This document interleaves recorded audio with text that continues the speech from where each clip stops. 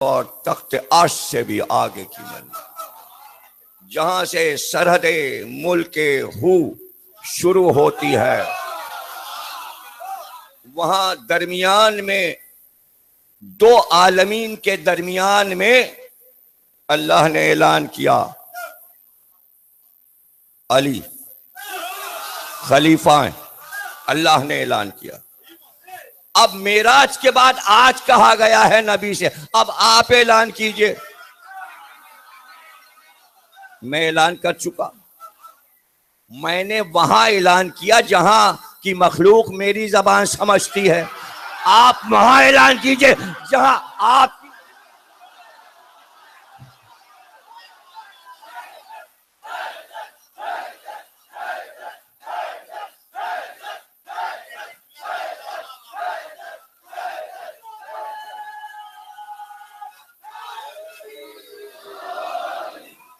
तो मैं बच्चों को यह बताना चाह रहा हूं कि कागज पे लिखी खिलाफत सिर्फ अरब के लिए बनी थी। अली को मौला आलमी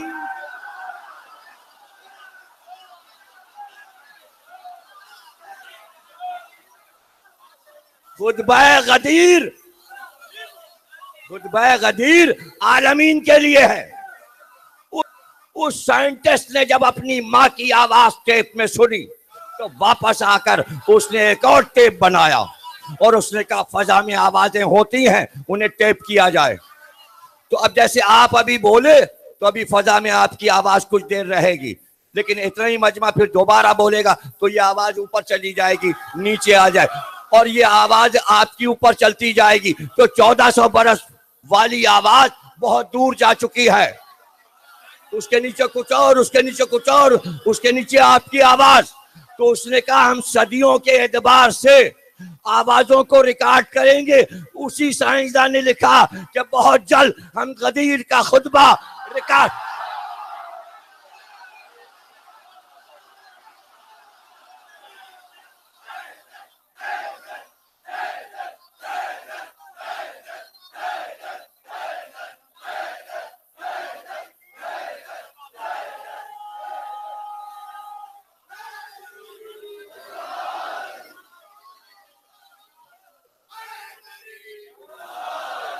खुदा के लिए मुसलमान साइंसदानों की तरक्कियों से डरें और गलत अकायद न फैलाएं। बच्चों को नुकसान हो रहा है, इससे मुस्लिम बच्चों को नुकसान हो रहा है। अगर गदीर का खुतबा रसूल अल्लाह का साइंसदान ने रिकॉर्ड कर लिया आलम बाला से, जो कि फजा में आवाज फना नहीं होती, ये दीन भी कहता है, ये साइंस भी कहती है कि आवाज को फना नहीं है, खला में आवाजें मौजूद हैं। तो भला कैसे हो सकता है कि खुली फजा में हुज़ैफा में गदीर के मकाम पर बुलंदी पे चढ़ के रसूल ने खुतबा दिया था। तो जिस दिन वो खुतबा अगर किसी अमेरिका या यूरोप के साइंसदान ने टेलीविजन पे सुना दिया तो मुंह दिखाने के काबिल।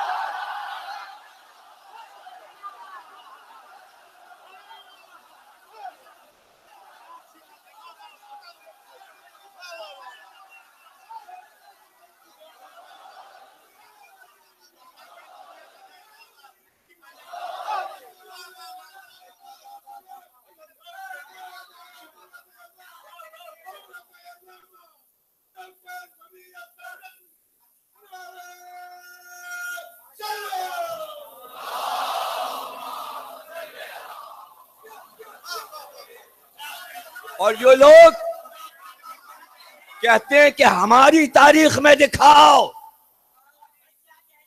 तो वो उठा के मुस्नद अहमद बिन हम्बल देख लें। इमाम अहमद बिन हम्बल ने पूरा खुतबा लिखा है, कोई चीज सेंसर नहीं की उन्होंने, सेंसर नहीं की।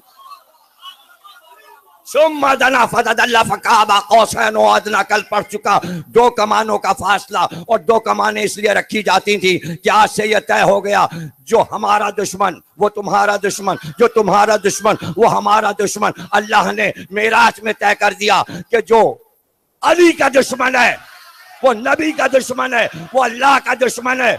और नबी ने फरमाया मेरी उससे जंग है, मेरी उससे जंग है। तो ये तो मुस्तनद हदीसें हैं। गदीर में भी फरमाया, उससे पहले भी फरमाया, जो अली का दुश्मन है वो मेरा दुश्मन है, जो मेरा दुश्मन है वो खुदा का दुश्मन है, जो खुदा का दुश्मन है उसे जहन्नुम में जाना है। आयतुल्लाह खुमैनी ने अपनी किताब में हवाले से लिखा, इमाम सादिक के, एक हदीस छोटी सी, जिसमें आयतुल्लाह खुमैनी फरमाते हैं कि अल्लाह ने यह फरमाया अपने रसूल से कि अगर कोई अली से दुश्मनी करेगा तो मैं उसे जहन्नुम में डाल दूंगा, और अगर कोई अली की विलायत मानेगा तो वो गुनाहगार क्यों ना हो उसे जन्नत में ले जा।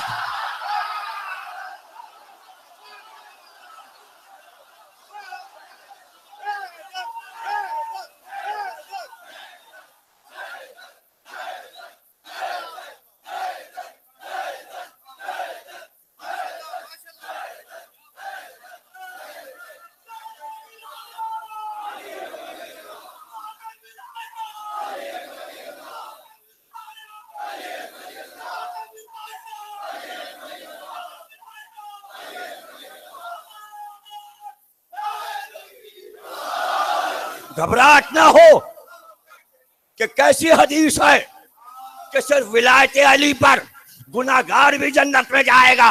उससे पहले पैगंबर बता चुके मोहब्बत अली गुनाहों को ऐसे खा जाती है जैसे आग लकड़ी को खा।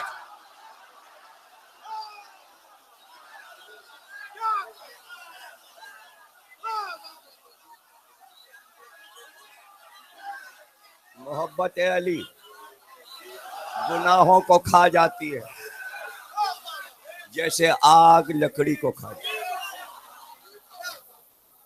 तो जब वो पाक साफ हो ही गया तो अल्लाह क्यों ना जन्नत में ले जाए।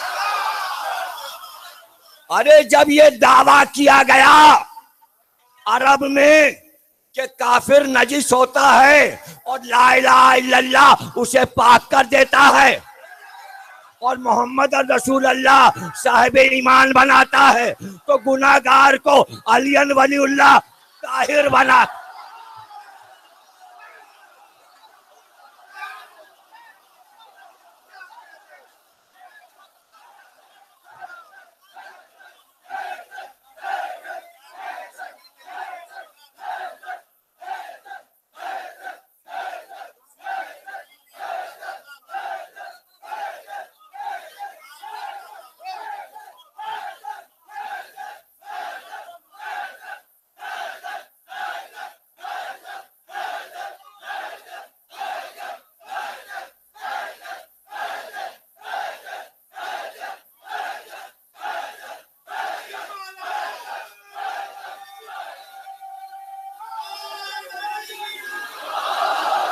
हैरानी क्या है, कुफ्र एक बड़ा गुनाह, लेकिन काफिरों में गुनाह कितने थे। शराबें वो पीते थे, जिना वो करते थे, बदमाशी वो करते थे, दहशतगर्दी वो करते थे, बच्चों को जिंदा दफन करते थे, जाने क्या क्या गुनाह कर। एक ला इलाहा से सारे गुनाह।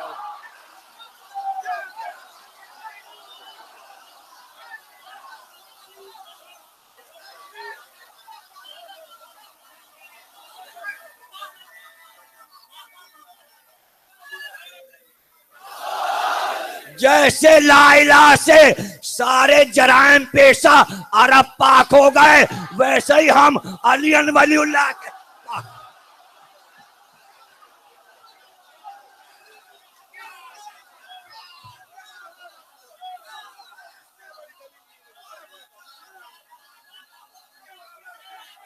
यह है आलमीन में मकामे विलायत अली। आलमीन और विलायत अली दोनों एक ही चीज का नाम है, या आलमीन की तारीफ हो या विलायत अली की तारीफ। रह गया दीन, दीन और विलायत अली एक ही चीज का नाम है।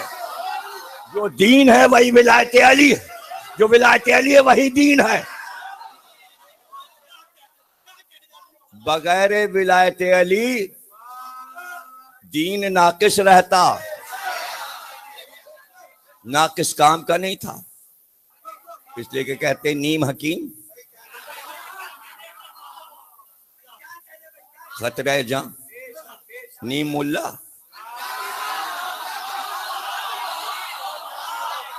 तो भाई नाकिस रहता दीन बगैर विलायत अली। अब अल्लाह कह रहा है कि आपको आना है और दीन को कामिल करना है, और दीन कामिल होगा नहीं जब तक आप विलायत अली का ऐलान नहीं करें। बस मक्के से चले और दरमियान में मक्के और मदीने के जोहफा एक देहात, एक गांव है। मैं देख आया हूं, बल्कि सिर्फ देख नहीं आया, बल्कि अपने हज का एहराम मैंने उसी जगह से बांधा, मकाम गदीर से। बहुत सफर पड़ा, काफी देर तक मुझे जद्दे से सवारी से जाके वहां पहुंचना पड़ा गदीर तक, फिर वहां से एहराम बांध के फिर चले और फिर सुलह हुदैबिया की तरफ से होकर फिर हम दाखिल हुए मिना में, अरफात में और मशअरुल हराम में। चूंकि ड्राइवर बड़ा अच्छा था हमारा, लड़का सा था, ऐसी 20-22 साल का, खूब गाड़ी चला रहा था, और जिधर जाए उधर पुलिस, रास्ता बंद, जिधर जाए। लेकिन उसे सारे रास्ते मालूम, तो कह रहे ऐसे रास्ते से हम जाएंगे जहां पुलिस नहीं मिलेगी, हम आपको गदीर पहुंचा देंगे। और उसने पहुंचा दिया उस मकाम पे। पहले तो वहां की मिट्टी उठाई कि भाई यहाँ रसूलुल्लाह खड़े हुए थे, यहाँ मौला अली खड़े हुए थे, और यहाँ 2-2.5 लाख मुसलमान भी थे, हर मुल्क के थे, यमन के भी थे और इराक के भी थे और बसरे के भी थे, और तमाम जगहों से आए हुए थे। और ये वो मकाम है जोहफा कि मक्के से चलकर आने वालों को अपनी अपनी मंजिल के रास्ते पकड़ने थे। ये जंक्शन है, गदीर खुम जंक्शन है इधर उधर आने वालों का। तो कोई इधर चला जाएगा, कोई उधर चला जाएगा, कोई उधर, और मदीने वाले नबी के साथ चले जाएंगे। तो अल्लाह ने कहा इससे पहले कि ये अलग अलग 72 रास्तों में भटके, रोकिए, सबको रोकिए। और एक शाद पैगंबर हुआ, जो आगे बढ़ गए हैं उन्हें वापस बुलाया जाए, जो पीछे रह गए हैं उनका इंतजार किया जाए। आगे वालों को बुलाया गया, पीछे वालों का इंतजार किया गया। तो अब हुई 3 मंजिलें, एक जो आगे बढ़ गए, एक वो जहां हुजूर खड़े हैं, एक वो जो पीछे रह गए। हुजूर ने बताया जहां मैं हूं यहां अली को मानना है, ना आगे बढ़ के मानना है, ना पीछे रह के मानना है, ना खुदा कहना है, ना चौथा कहना है।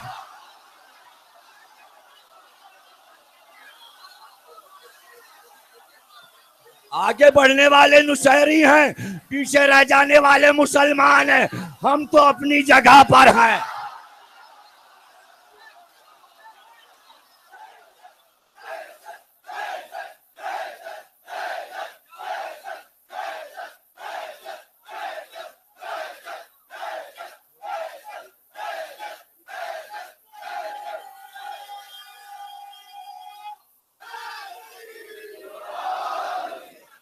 रोको, अल्लाह कह रहा है इन्हें रोको।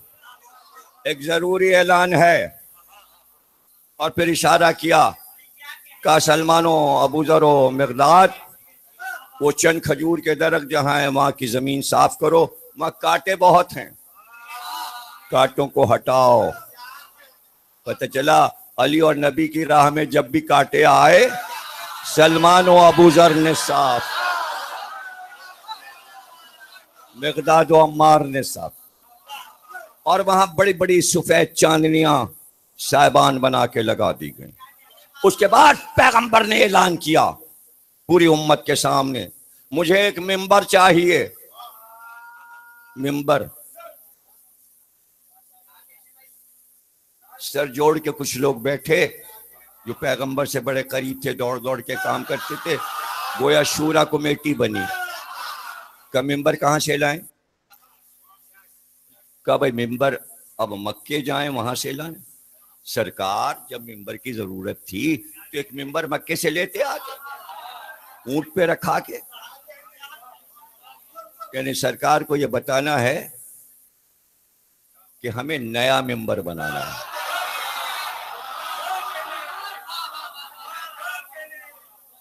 हमें नया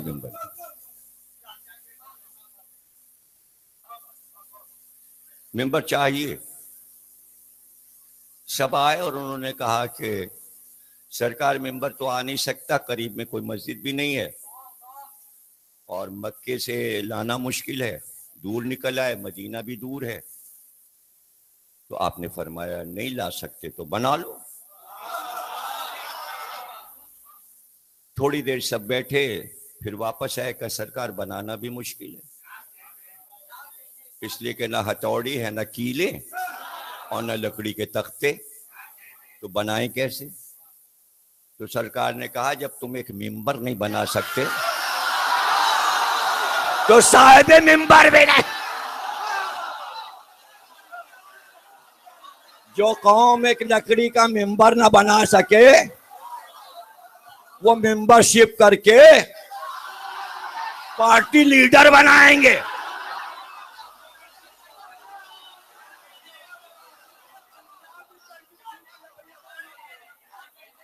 पार्टी लीडर बना। और 1400 बरस गुजर चुके हैं, मुसलमानों की लाखों पार्टियां बन चुकी हैं तमाम मुल्कों में, और हमेशा लीडर चुना खुद ही, और चुनने के थोड़ी दिन के बाद जब दिल भर गया तो इतनी गालियां उसको दी। वो दस्तूर अब तक पाकिस्तान में कायम है। एक को माजूल किया, दूसरों को लाए। अब तो दूसरी पार्टियां चीखती हैं। इमरान की पार्टी कह रही है पीपुल्स पार्टी से जरदारी से पीछा छुड़ाओ, और पीपुल्स पार्टी इमरान की पार्टी से कह रही है इमरान से पीछा छुड़ाओ। अब तो दूसरी पार्टियां कहती हैं बदलो, लीडर बदलो। कभी कभी हुकूमत भी कहने लगती है लीडर बदलो। तो भाई सियासत कहाँ रही, तो फिर आवाम की मर्जी कहाँ रही। तो दूसरी पार्टी की जब मर्जी इधर आ गई तो जमहूरियत तो ना रही, तो गोया डिक्टेटरशिप चल ही रही है। का अच्छा जितने पालान हैं ऊंटों पे, लकड़ी के पालान हमारी नुमा जिस पे बैठा जाता है, पालाने शुतर, सब उतार लो। जल्दी जल्दी सबने अपने पालान उतार लिए, और आप बताते गए कि पहली सफ में इकहरे पालान रखो, फिर उनके ऊपर दोहरे रखो, फिर उन पर तेहरे रखो, फिर चौहरे रखो, और खजूर के दरख्त की बुलंदी तक पालान से एक मेंबर बना दिया। सरकार आपने ऐसा मेंबर क्यों बनाया? का इसलिए बनाया है कि कोई भी मेंबर अगर हम लाते या बनाते तो उस पे कोई और बैठ जाता। हम ये चाहते हैं हम ही मेंबर बनाएं और विलायत अली का ऐलान करके तोड़ें ताकि दूसरा ना बैठ सके। अब गदीर के मेंबर पर दूसरा नहीं बैठ। एक